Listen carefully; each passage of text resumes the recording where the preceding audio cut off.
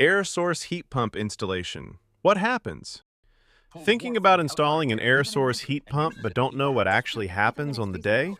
Here's exactly what to expect.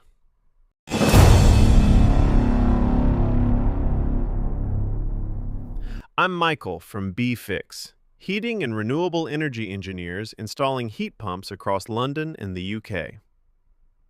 An air source heat pump installation starts with a full heat loss survey. This tells us how much heat your home needs.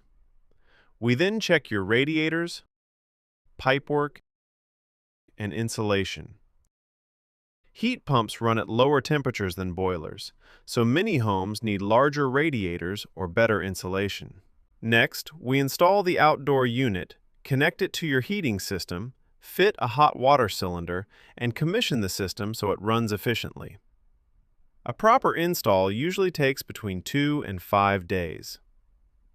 When done correctly, a heat pump can heat your home quietly and efficiently for years.